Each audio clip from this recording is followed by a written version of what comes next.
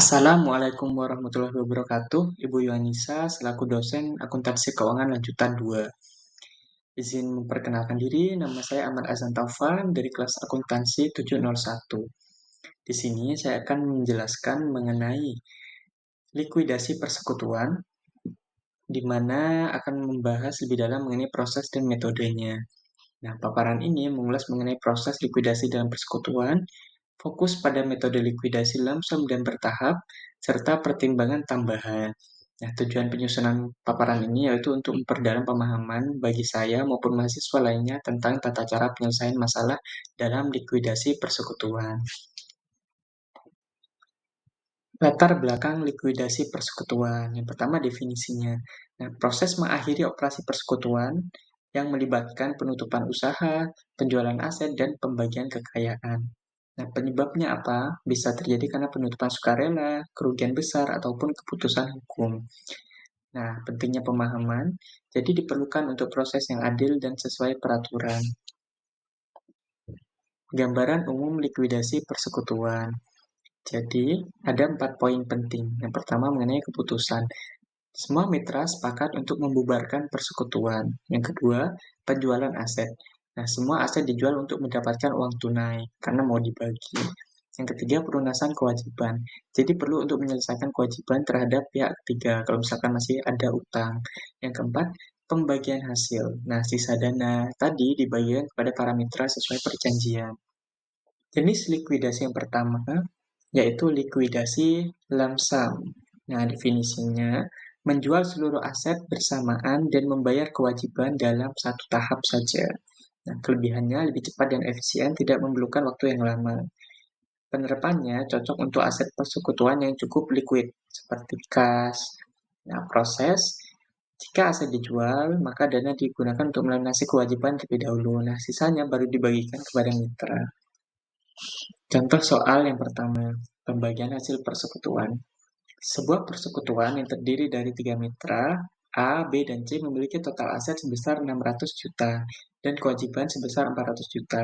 Setelah penjualan aset dilakukan, nah aset yang tadi 600 juta itu dijual, diperoleh dana tunai sebesar 570 juta. Pembagian hasil dilakukan dengan rasio mitra A 50%, B 30%, dan C 20%. Bagaimana cara penyelesaiannya? Yang pertama, atas dana tunai tadi 570 juta yang tersedia setelah penjualan aset. Kemudian dibayarkan kewajiban sebesar 400 juta. Nah, sisa dananya berapa? Sisa dana yang tersedia untuk pembagian 170 juta. M di sini dalam bentuk bahasa Inggris million yang berarti juta. Pembagian sisa dananya bagaimana? Yang pertama mitra A. Sesuai rasio tadi 50% kali 170 juta sama dengan 85 juta. Mitra B 30% kali 170 juta sama dengan 51 juta. Dan mitra C 20% kali 170 juta sama dengan 34 juta. Contoh soal kedua, mengenai pembagian hasil persekutuan. Jadi, ada 2 mitra yang memiliki aset sebesar 800 juta dan kewajiban sebesar 500 juta. Setelah asetnya dijual, diperolehlah uang kas sebesar 750 juta. Nah, di sini mitra A punya kontribusi 60% dan mitra B punya 40%. Bagaimana pembagian hasil setelah pembayaran kewajiban? Nah, di sini diketahui dana tunainya sebesar 750 juta. Kewajibannya 500 juta, sehingga sisa dananya adalah 250 juta. Pembagian sisanya bagaimana? Sesuai rasio tadi, mitra A 60% kali 250 juta sama dengan 150 juta. Dan mitra B 40% kali 250 juta sama dengan 100 juta.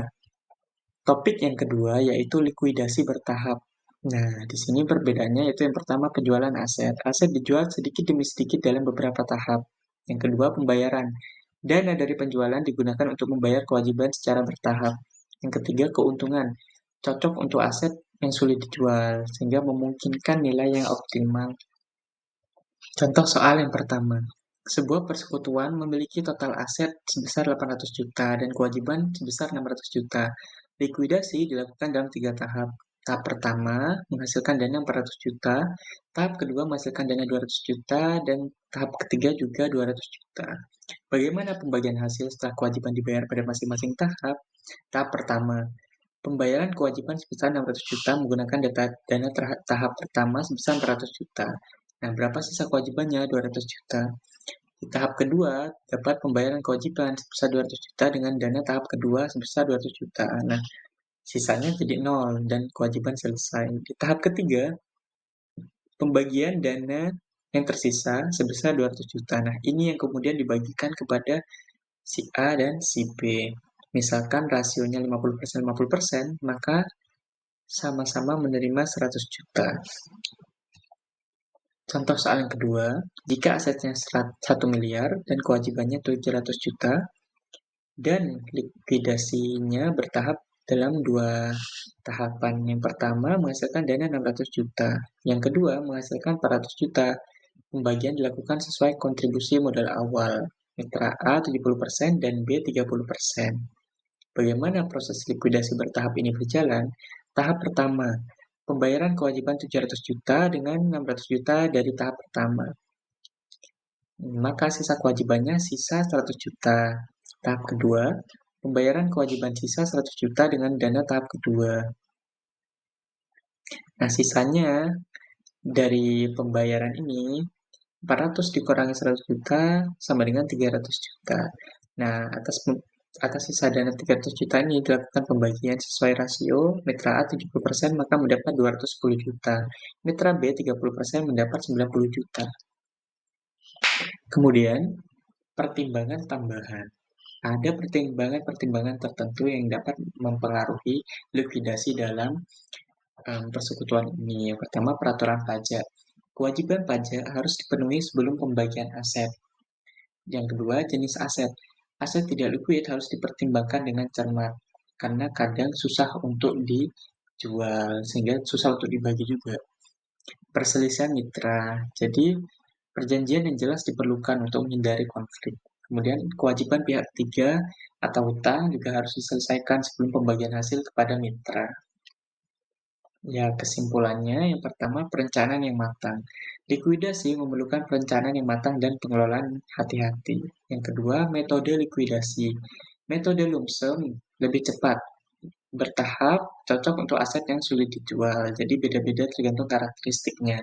Yang ketiga, pertimbangan penting. Pajak, risiko perselisihan, dan kewajiban pihak ketiga harus diperhatikan oleh persekutuan. Saran dari saya pribadi setelah menyusun makalah ini, yang pertama, perjanjian yang jelas. Jadi harus dipastikan perjanjian persekutuan mencakup prosedur likuidasi yang sudah jelas. Yang kedua, perencanaan dini. Rencanakan likuidasi jauh-jauh hari untuk menghindari konflik di masa depan.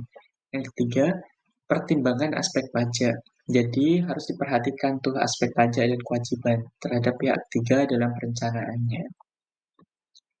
Sumber acuan dalam makalah ini, yang pertama dari Ghazali, yaitu akuntansi keuangan lanjutan, teori dan praktik. Yang kedua dari Salim H. dan Junaidi pada tahun 2017 mengenai teori dan praktik likuidasi persekutuan dalam akuntansi keuangan.